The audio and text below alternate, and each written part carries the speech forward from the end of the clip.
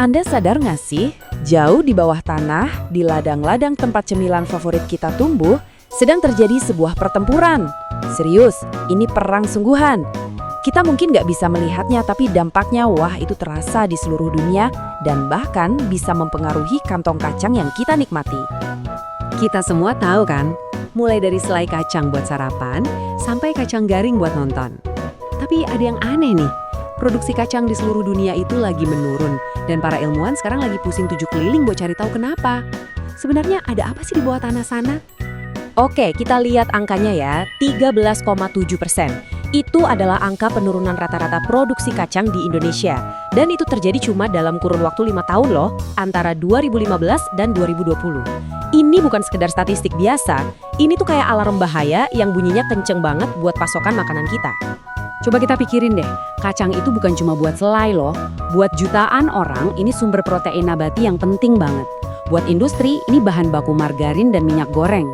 Dan yang paling penting, ini sumber nafkah bagi banyak banget keluarga petani. Jadi taruhannya ini besar banget buat kita semua. Nah, di setiap cerita yang seru, pasti ada tokoh jahatnya kan? Dan dalam drama pertanian ini, penjahatnya benar-benar tangguh. Yuk kita kenalan sama musuh bebuyutan si kacang tanah.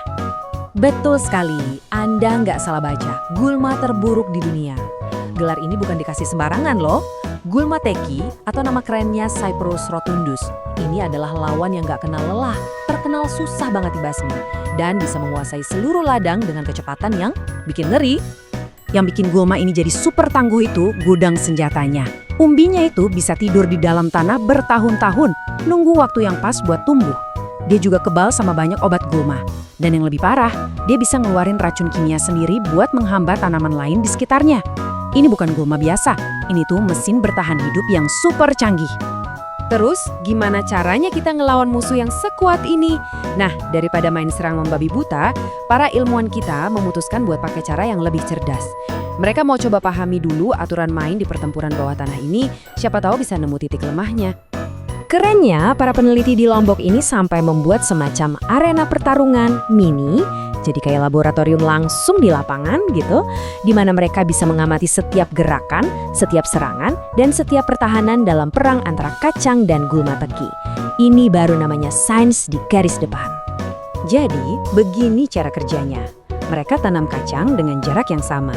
Terus, mereka masukin gulma teki sedikit demi sedikit, kayak naikin level difficulty di game gitu.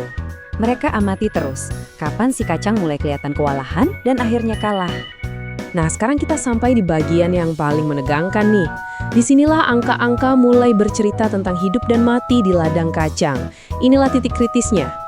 Ini pertanyaan yang penting banget buat para petani. Sebenarnya butuh berapa banyak sih gulma buat merusak panen? Apakah harus satu pasukan penuh? Atau cuma beberapa penyusup aja udah cukup buat bikin gagal panen total? Dan ini dia jawabannya. Spesifik dan cukup mengerikan. Lebih dari 5 rumpun per meter persegi. Itu dia angka ajaibnya. Atau mungkin lebih tepatnya angka bencananya. Begitu batas ini terlewati, malah petaka dimulai. Jadi begini, begitu jumlah gulma teki melewati angka kritis tadi, keseimbangan kekuatan langsung berbalik. Si gulma mulai rakus merebut semua sumber daya penting. Air, nutrisi, sinar matahari. Dan akibatnya, tanaman kacang jadi kayak tercekik dan kelaparan. Sekarang, coba lihat angka ini baik-baik. 72,6%. Ini bukan sekedar kerugian kecil-kecilan ya, ini kerugian panen yang luar biasa besar.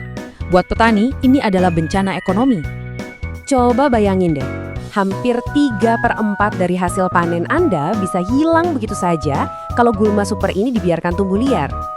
Ini gambaran yang jelas banget betapa dahsyatnya dampak pertempuran tak terlihat ini kalau kita diam saja. Tapi tunggu dulu, ceritanya belum selesai. Tepat saat sepertinya si kacang bakal kalah telak, pahlawan kita yang satu ini ternyata punya strategi rahasia, sebuah jurus pertahanan terakhir yang mengejutkan. Para ilmuwan punya cara ukur yang canggih, namanya RSO, atau penguasaan sarana tumbuh. Gampangnya, anggap saja ini semacam papan skor yang menunjukkan siapa yang lagi menang dalam perebutan sumber daya seperti sinar matahari, air, dan nutrisi di medan perang itu. Di awal pertarungan, sekitar hari ke-60, situasinya kelihatan surem banget buat kacang. Gulma teki jelas-jelas menang, mendominasi perebutan sumber daya. Tapi Tapi kemudian, sesuatu yang luar biasa terjadi. Menjelang hari ke-90, si kacang mulai melawan balik dan membalikkan keadaan. Grafik ini menunjukkan comeback-nya yang keren banget. Di hari ke-60, skor RSO gulma lebih tinggi. Tapi lihat di hari ke-90, skor RSO kacang melesat naik. Ternyata, seiring pertumbuhannya, tanaman kacang mengembangkan kanopi daun yang lebar dan rimbun, yang jadi kayak payung raksasa. Payung ini menghalangi sinar matahari ke gulma di bawahnya. Ini manuver pertahanan yang jenius, merebut kembali kendali dan mengubah kekalahan jadi kemenangan. Jadi, apa artinya semua ini buat para petani kita di lapangan? Yuk, kita lihat gimana hasil penelitian canggih ini bisa diubah jadi strategi nyata buat mereka yang ada di garis depan perang pangan ini. Nah, inilah intinya. Dengan pengetahuan ini, petani nggak lagi berjuang dalam gelap. Mereka jadi tahu persis kapan harus bertindak. Mereka bisa lebih tepat sasaran, hemat uang karena nggak perlu semprot herbisida berlebihan, dan yang paling penting, panen mereka jadi lebih aman. Inilah yang disebut pertanian cerdas berbasis data. Kutipan dari hasil penelitian ini merangkum semuanya dengan sempurna. Jadi ini bukan lagi soal membasmi semua gulma sampai habis, tapi tentang mengelolanya dengan cerdas. Tahu angka pastinya, 5,43 rumpun per meter persegi, itu memberi petani kekuatan baru. Dari yang tadinya cuma main tebak-tebakan, sekarang jadi punya strategi yang terukur. Jadi, lain kali kita makan kacang, ada baiknya kita ingat perjuangan rumit yang terjadi cuma untuk menyajikannya di meja kita. Dan ini juga bikin kita jadi bertanya-tanya. Di seluruh sistem pangan kita yang luas ini, pertempuran-pertempuran penting apa lagi ya yang sedang terjadi di bawah sana, yang sama sekali tidak kita lihat.